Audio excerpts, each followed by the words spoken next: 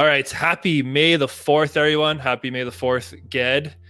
Today we are reviewing the premiere of The Bad Batch, and coming up on this episode, someone has a change of heart.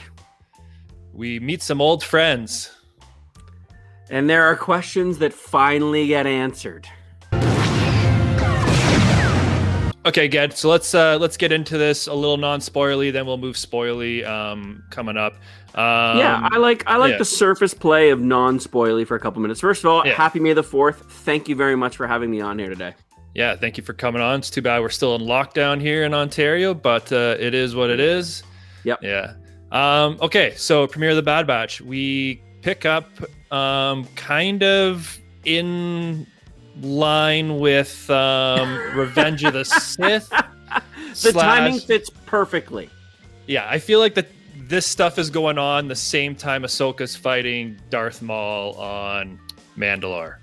Yep. Right? Would you say that's fair? I would say that's fair. Yeah. I think that this fits in line perfectly with a very significant event in the Star Wars universe, as we're not dabbling into spoilers.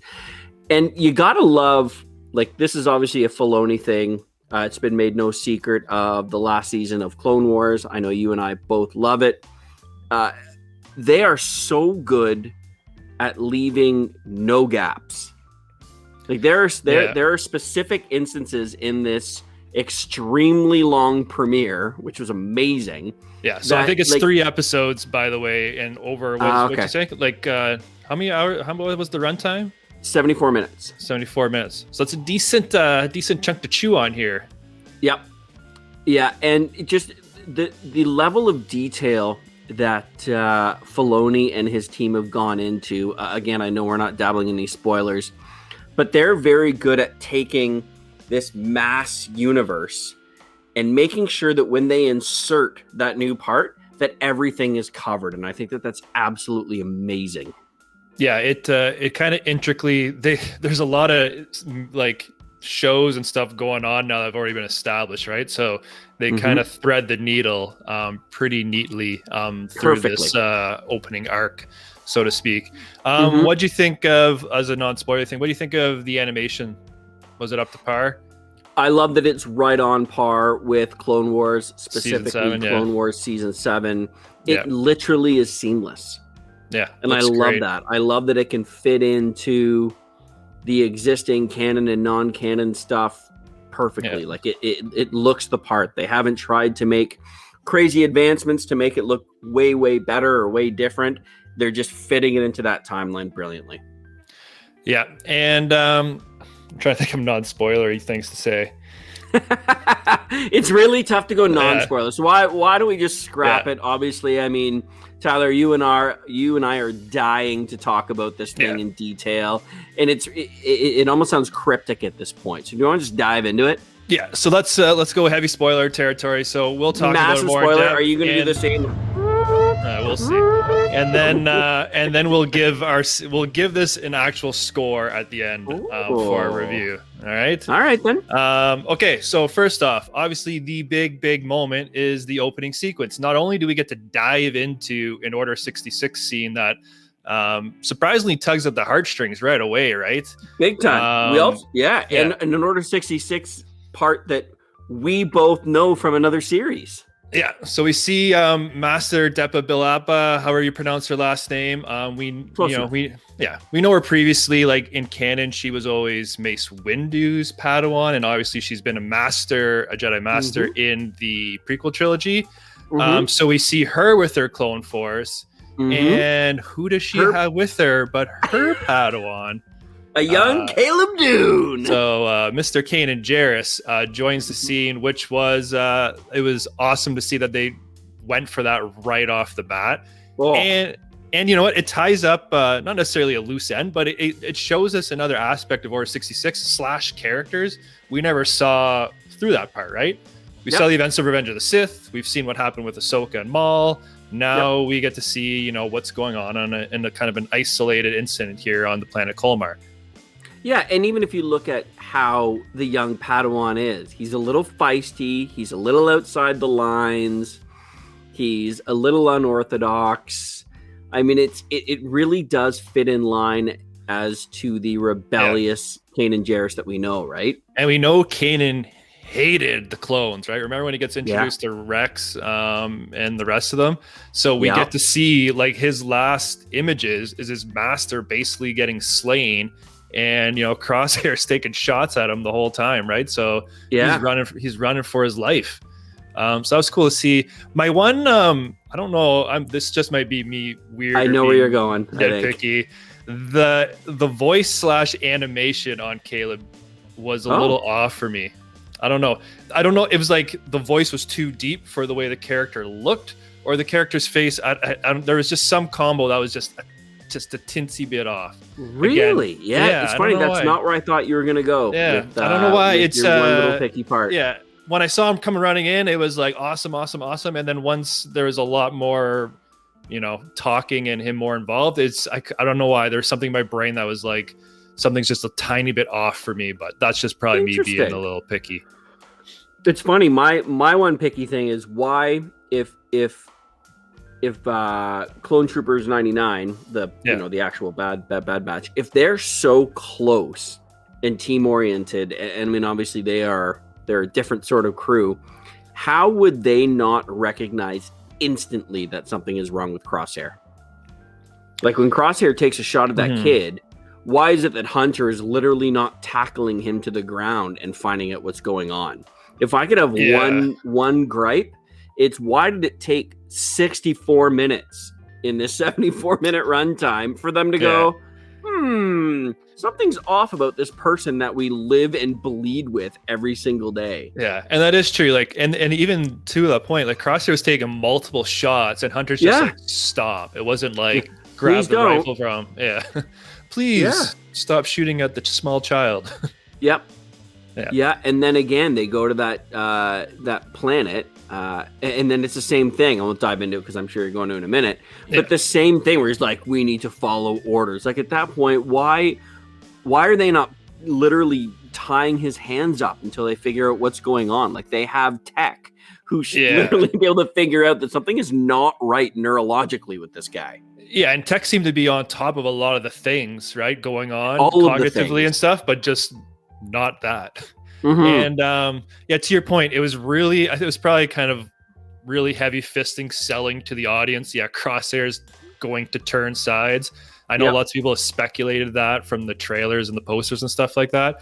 But it was a little, to your point, maybe it was a little too heavy-handed based on the Clone Force 99 themselves really were oblivious. 100%. And that makes no sense to me at all.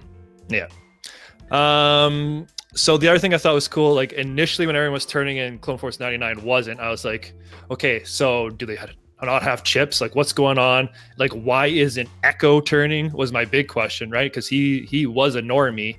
And then he was a reg. And then they eventually explained that to us because of their defects, essentially. Their cognitive structure set up different and the chips interact with them all differently.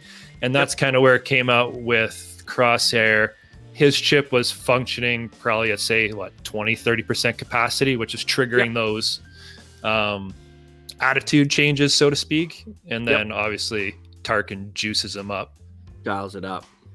The big surprise, and I know we're kind of jumping around during the timeline here. The big surprise was that the 5 of them were not the 5 enhanced. I found that interesting as a small tidbit.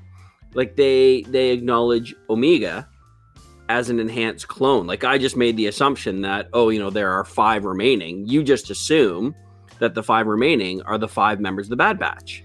Yeah. And that's not the case.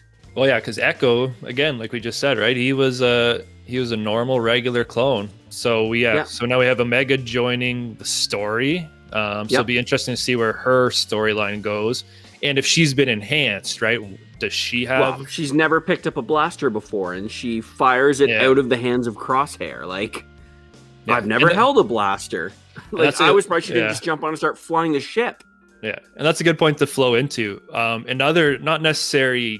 It's not a gripe. It's going to be point of focus for me this whole series now with Crosshair being the villain, and they've built up his accuracy skill.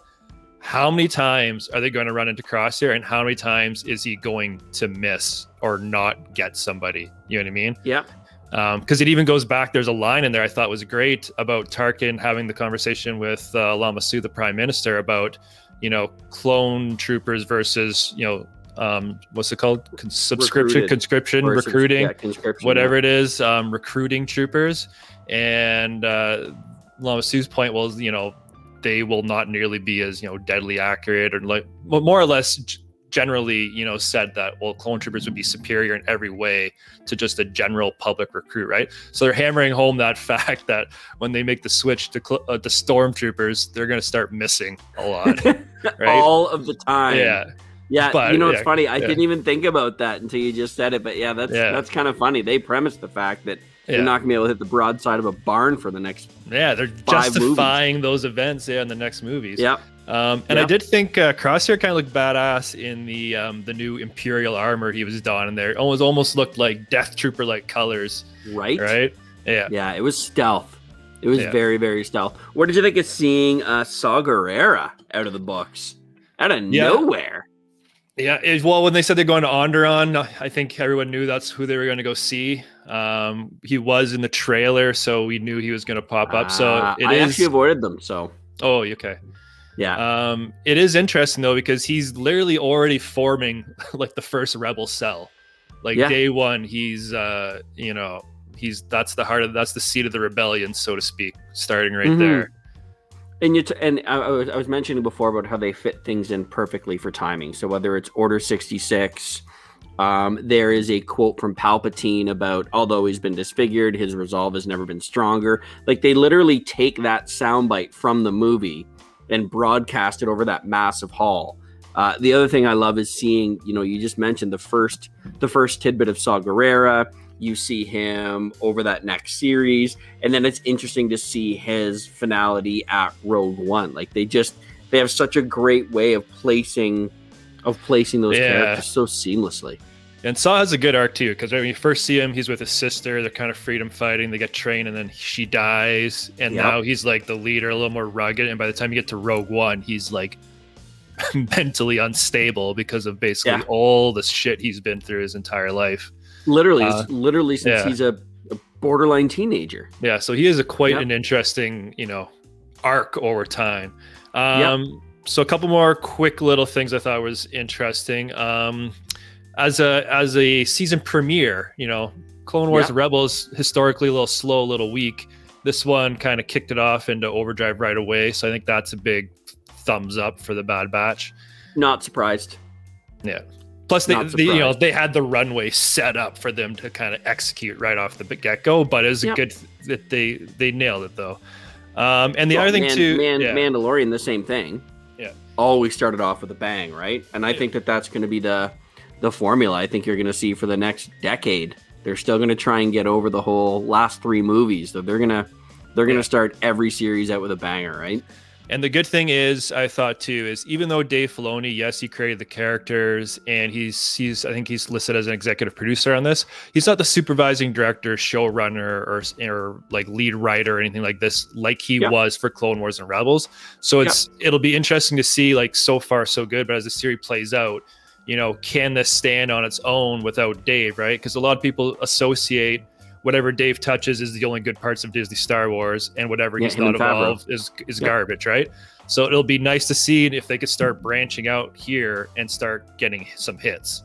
Mind you, the Bad Batch is still created. It's more or less part of Dave's. It's his brainchild lineage, right? But he's not handling the day-to-day, so to speak. So hopefully that continues, and we see those positive movements here. Yep. All right. So you want to give this a score? So I think what we'll do for a change, right? Let's each give it a score, and then we'll kind of combine them together. For an average. And actually explain your score as well. Yeah. Because not only your number, but why. Yeah. And what I want to say is I'm going to take more of a stingy approach here, because I have to differentiate when I say the show's awesome every single review, to just give you the level of awesomeness. Right? This is the best Mandalorian episode yet. And just like, maybe like Dave Portnoy's pizza reviews, a 10 is like kind of maybe unachievable. But if you're hitting in those 9s, those are like out of this world scores. 8 is a great episode. 7 is still good. And then maybe the 6s is where you're like, okay. Yeah. So I was thinking about this the whole time watching this, and I've kind of went back and forth. I'm actually going to give it a couple bonus points with it being a premiere and actually hitting it off right. I'm going to open this up with an 8.1 is my score for the premiere here. Okay. I'm going to be a little bit higher. I'm going to go 8.5. Okay. 8.5, maybe 8.6. And the only reason why it wouldn't touch a 9 for me, again, is that small, tiny gap in Crosshair. Like these are not standard clones. Like this is Clone Force 99. Like these guys are inseparable. You would know if one would know if the other had a slight cold. They seem to know exactly what's on each other's mind.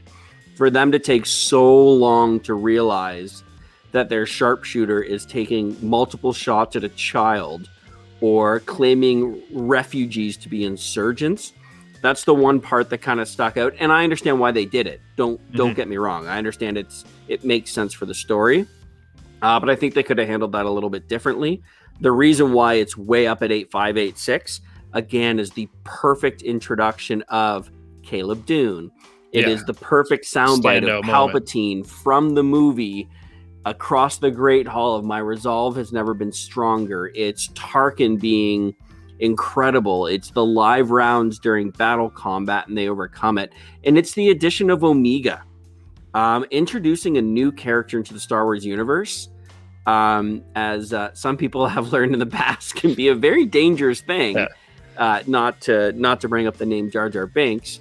But I thought that not only did they introduce this clone perfectly, but then they quickly identified them as one of the 5 enhanced clones. And I love that. So I was a little higher than you, and only because I know you're super interested in the Empire part of it, but that needs episodes to be explained. I think we'll get there. So I think average ours out together, we're giving this episode 8.3, which I think is a very solid score to start. Incredible. And just to speak about that point you brought up about Omega, with new Star Wars shows, the formula has always been introduce a new child character, right? Clone Wars was Ahsoka, Rebels was Ezra, Mandalorian is Grogu, and now we have Omega in this. And typically the new child actor doesn't get rave reviews in the get-go. They got to develop there.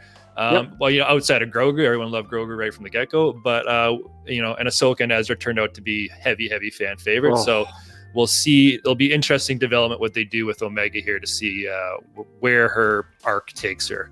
Yep. Absolutely. Could not agree more. Well, hell of a first episode. Over an hour long. Yeah. And we got another one coming this Friday, so we will get together once again. You know where to find me. At home by myself, because we can't hang out together. All right, Ged, thanks for hopping on. May the 4th be with you, and we will chat later this week. And you as well. All right, later, buddy. Cheers.